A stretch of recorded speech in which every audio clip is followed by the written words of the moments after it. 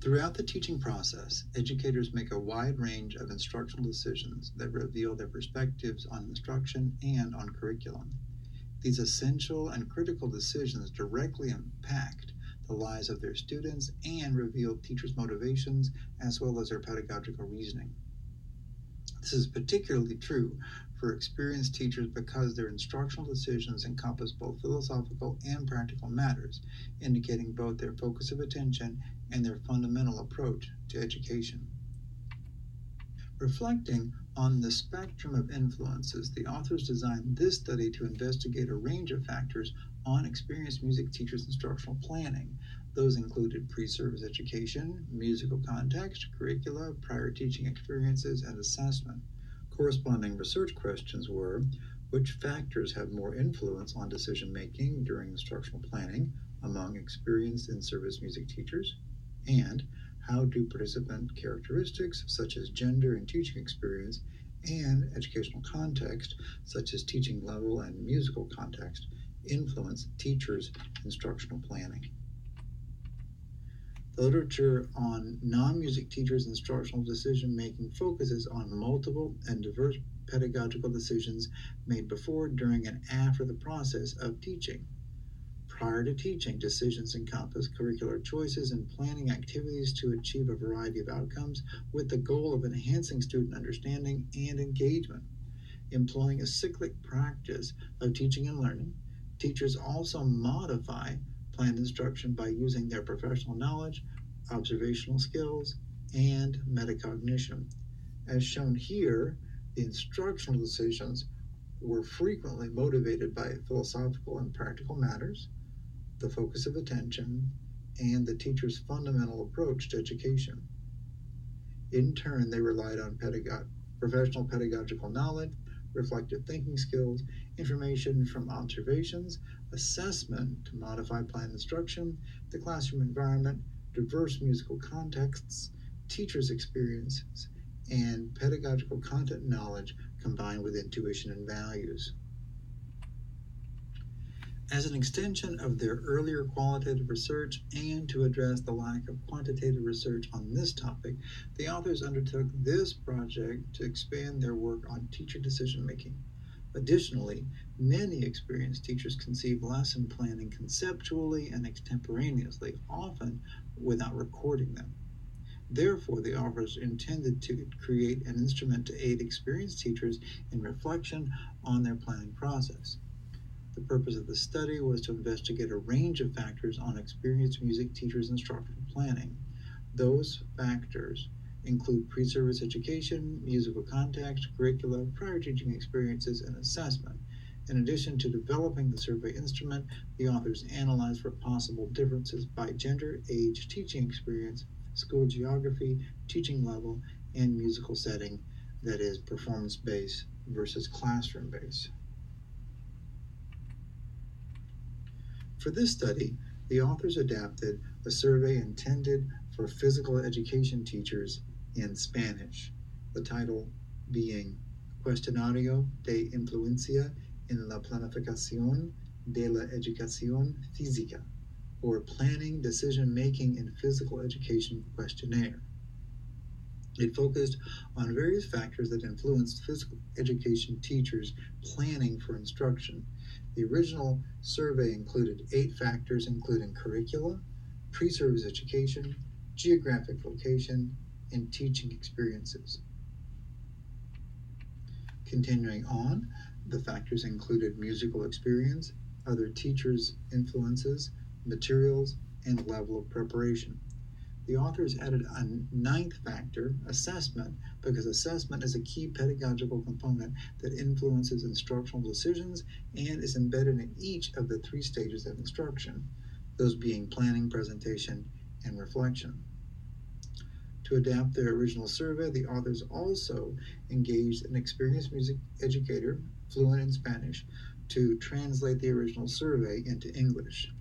And to refine the psychometric qualities of the survey, the authors consulted 3 experts from physical education, from music education, and from educational survey research to refine and clarify the survey.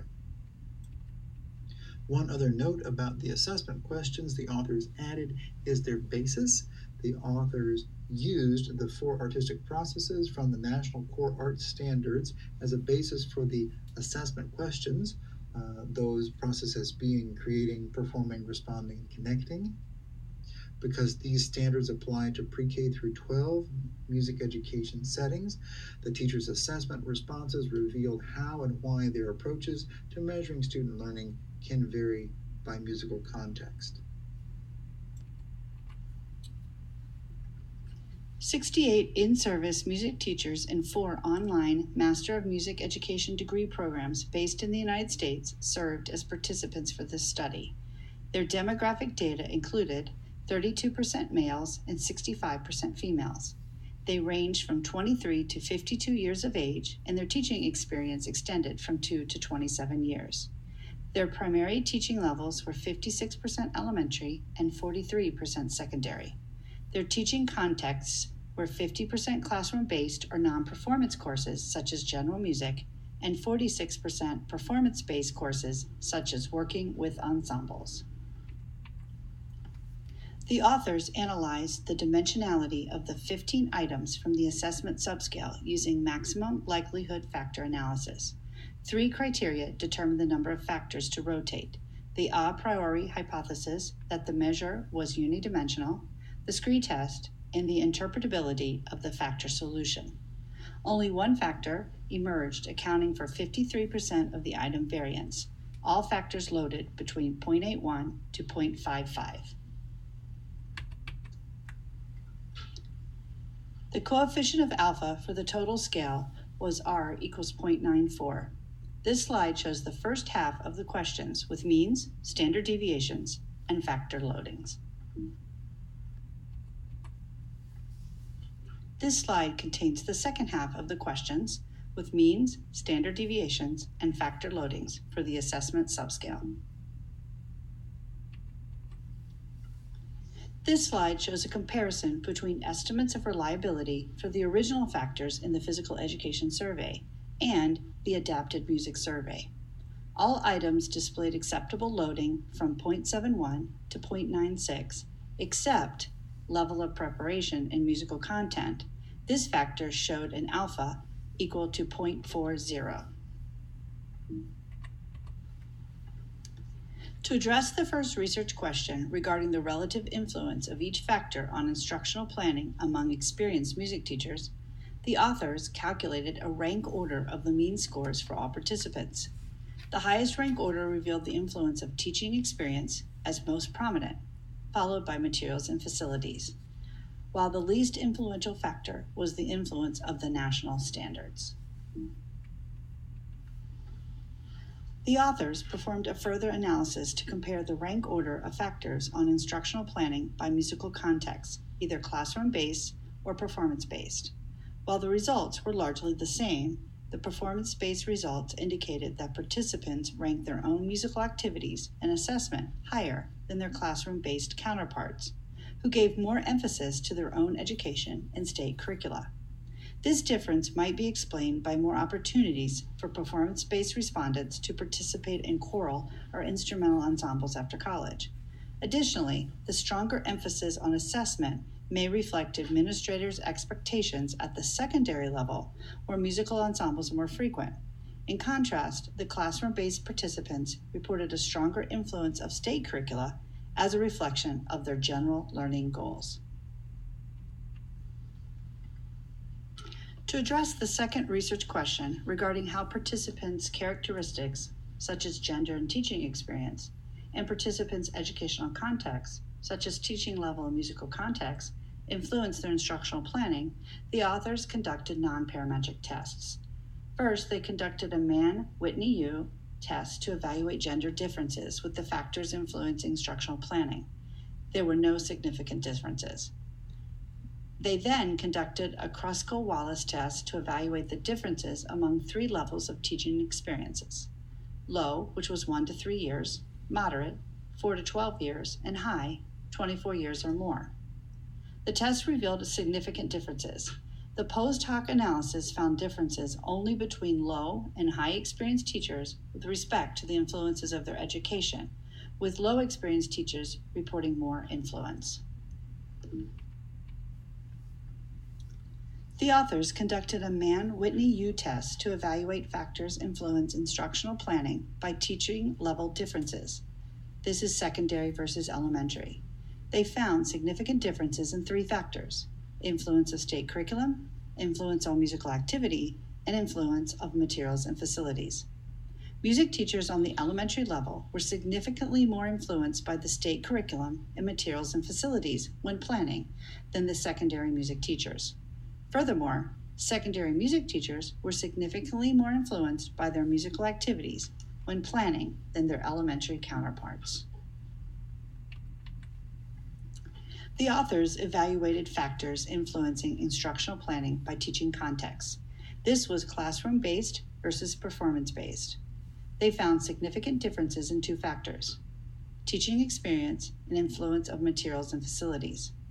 Classroom-based music teachers were significantly more influenced by teaching experience than performance-based music teachers. Additionally, classroom-based music teachers were significantly more influenced by materials and facilities than their performance-based counterparts. Limitations of the study stem from its sample. The authors acknowledge both the relatively small sample size and the narrow respondent pool focused on students in online Master of Music Education degree programs. The respondent pool also has a gender imbalance by teaching context, with more women in the classroom-based teaching setting than the performance-based setting. However, this gender distribution does reflect that of music teachers nationally. Outcomes of this study provide insights into the practices of experienced teachers when planning instruction. These insights, in turn, may enhance music teacher preparation and promote relevant issues for in-service professional development. These results could also illuminate the common challenges experienced music teachers encounter as they plan for effective instruction as shaped by different factors. Outcomes of this study may also provide insights into new directions for studying instructional planning among all teachers. Thank you.